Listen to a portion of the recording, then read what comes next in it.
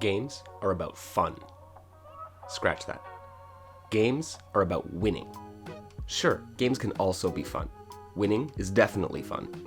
But fun doesn't make a game. Winning, meanwhile, does.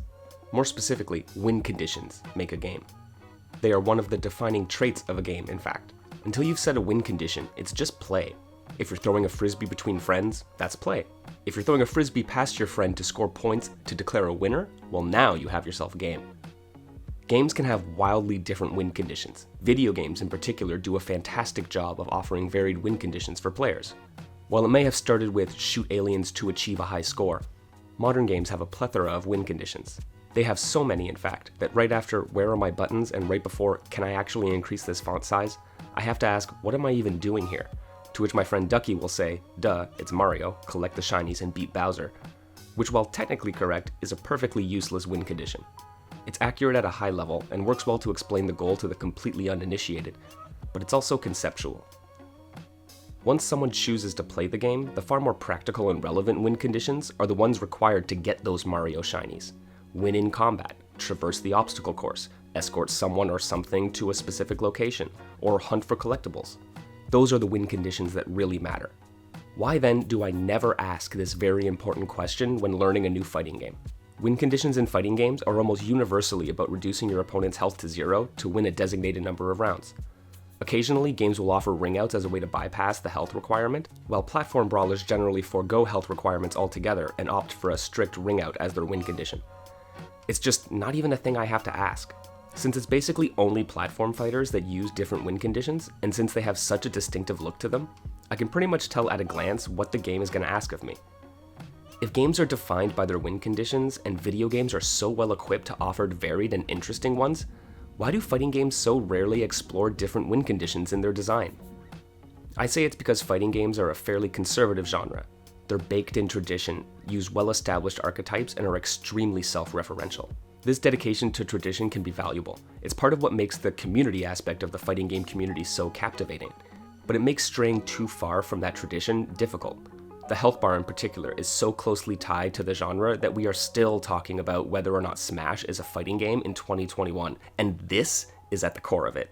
This isn't to say fighting games haven't explored the idea space at all, but you'll find that the most quintessential fighters, the Street Fighters, Soul Caliburs, King of Fighters, and the like, they'll never stray far from their roots, making only minimal changes or variations on the typical health bar win condition. The most common variation of a win condition that you'll see is the one-hit kill fighter. This seems to be the domain of indie developers, with titles like Dive Kick and One Strike being excellent examples. But Bushido Blade is another spin on the concept, with most attacks being lethal, while others do damage to hinder or incapacitate your opponent. You might strike at their arms to disable them, or their legs to slow their movement. Time Killer's, truly the fighter, has a whole system based around targeted bodily harm as well. Repeated attacks to specific limbs can eventually sever them, preventing characters from using their weapons or even blocking. The natural extension to this, of course, is decapitation. Characters in Time Killers have devastating attacks called death moves, which, if you can successfully land them, will decapitate the enemy, ending the round immediately. So, we can make all moves end the round, as with Dive Kick, or we can have optional moves end the round, as with Time Killers. But another way to handle this one-hit kill win condition is to require unique finishers.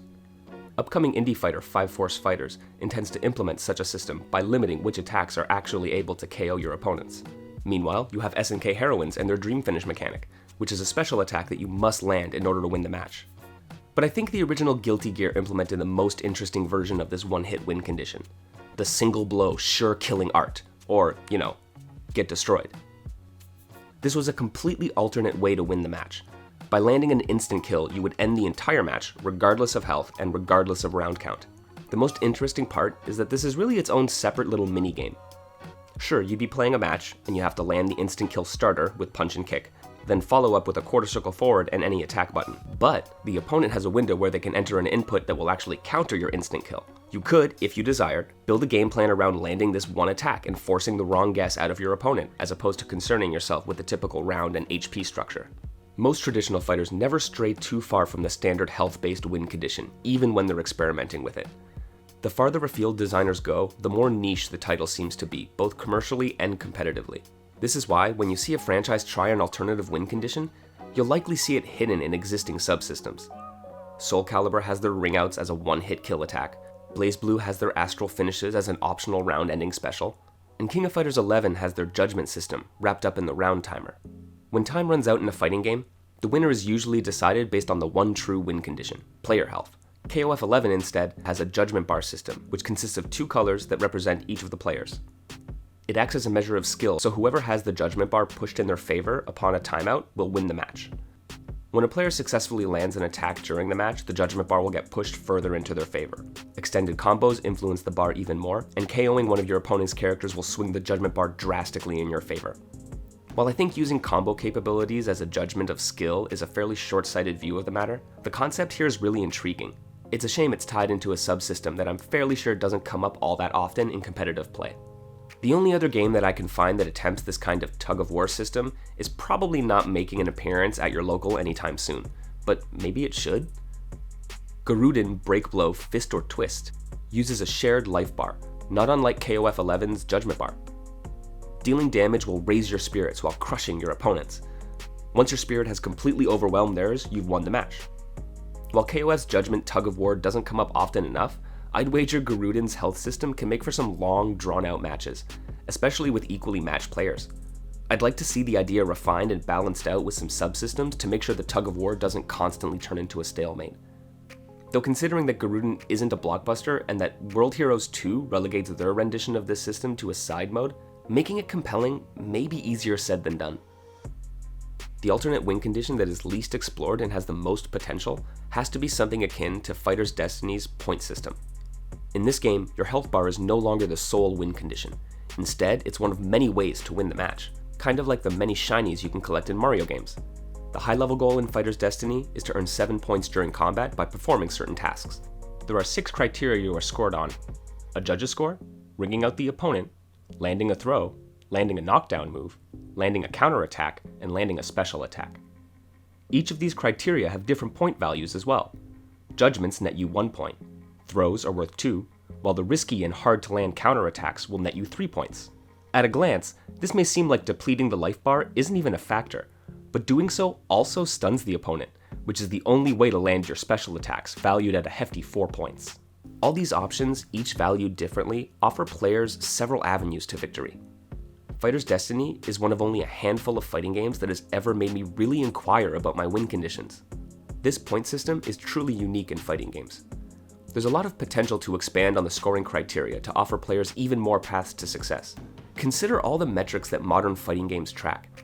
At most, there's a page somewhere in your game options where you can view them. I don't see much practical application of this information, yet it's all readily available to designers for them to create scoring criteria for any future point-based system.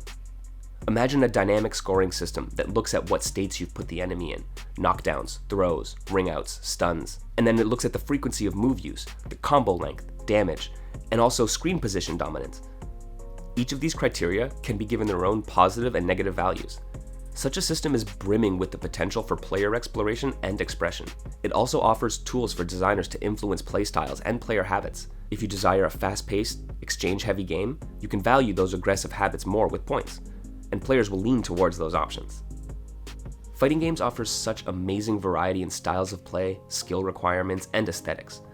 I just really want them to offer more when it comes to win conditions as well. Given how self-referential they are, more fighters should reference deep cuts like Garuden or Fighters Destiny, or the many indie fighting games exploring this design. This is where the traditional nature of fighting games can be a real benefit. Just look at Nintendo as an example. They are a very old, very conservative, and very traditional company, but they know to never throw away a good idea. You can see them revisit old ideas all the time, applying modern design sensibilities to them to make them viable where they never were in the past, or greatly improving things that had worked. So let's not throw away Garuden, or your Dream Mix TV World Fighters, or any of the other titles from fighting game history. They may prove to be foundational design inspirations going forward. Thanks for watching, everyone. Stay safe, and I'll see you in the bracket.